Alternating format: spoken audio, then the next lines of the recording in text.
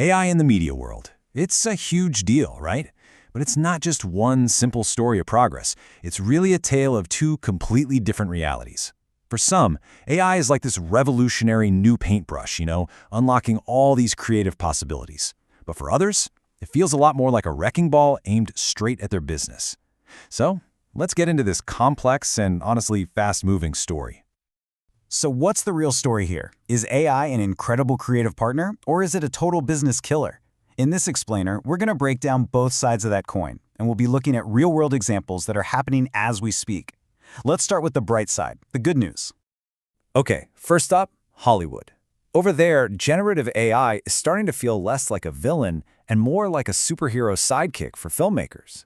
And I'm not talking about some tiny experimental project either. No, we're talking about Netflix, the giant in the room. In their sci-fi show, The Eternaut, they actually used generative AI for a huge visual effects shot, a whole building collapsing in Buenos Aires. And this wasn't some test run. This was the final product on a major show for everyone to see. And this is where it gets really crazy. The efficiency. Just look at this comparison. We're talking about a huge jump in speed. The team said it was 10 times faster than doing it the old way. Something that would have taken months and cost a fortune, done in weeks. This suddenly makes blockbuster-level effects possible for shows that could never afford them before. And hey, don't just take my word for it. The co-CEO of Netflix himself, Ted Sarandos, basically said the same thing. Without AI, that cool scene, it just wouldn't exist. So the argument here is that this wasn't about replacing people, it was about enabling them, letting them create something that was just too expensive before. In this world, AI is definitely the creative department.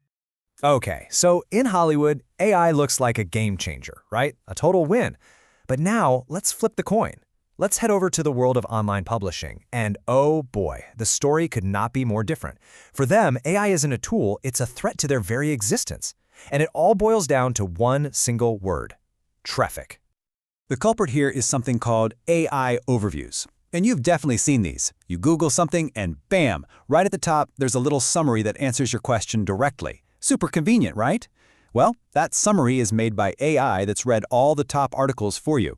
Incredibly helpful for us, but for the websites that wrote those articles, it's a potential disaster. Here's a perfect example.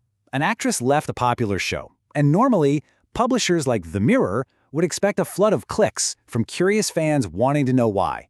But crickets. The traffic just wasn't there. And why?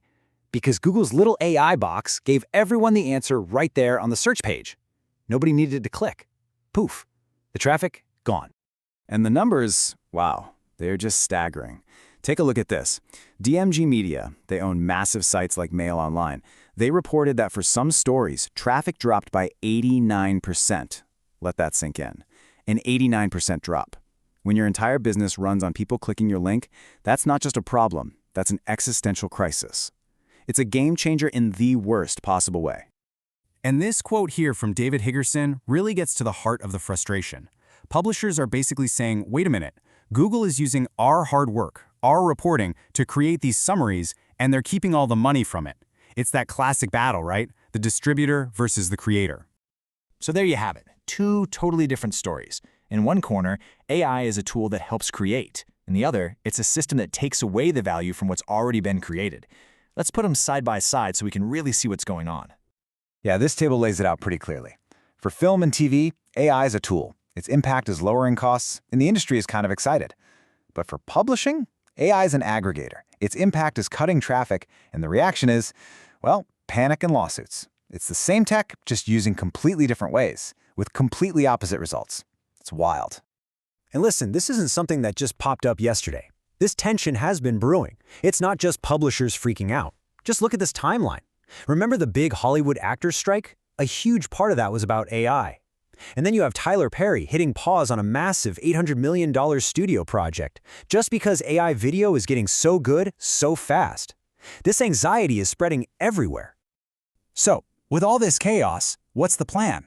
Well, these industries aren't just sitting on their hands. They're fighting back. They're trying to figure out how to survive in this new world. Let's take a look at their playbook. Okay, so for publishers, it seems to be a three-pronged attack. First, they're trying to play the game, how do we write our stories so Google's AI has to mention us? Second, they're trying to go around Google completely, building up their own audience with things like newsletters and WhatsApp. And third, they're going legal, complaining to regulators that what Google's doing just isn't fair. Of course, Google has a different story. They're saying, hey, calm down, the sky isn't falling. They argue they still send billions of clicks to websites and the traffic has stayed pretty stable.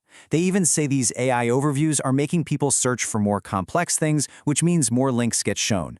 Basically, they're framing this as the next step for search, not the end of websites. They're trying to sell it as a win for everybody. So, that's where we're at. And it leaves us with this massive question. As AI totally rewrites the rules, who's the real winner here? Is it the creators who get these amazing new tools? Is it the giant distributors like Google who control everything? Or is it you and me, the audience, just getting our answers faster? Honestly, nobody knows yet. But whoever wins, that's going to define what media looks like for a long, long time.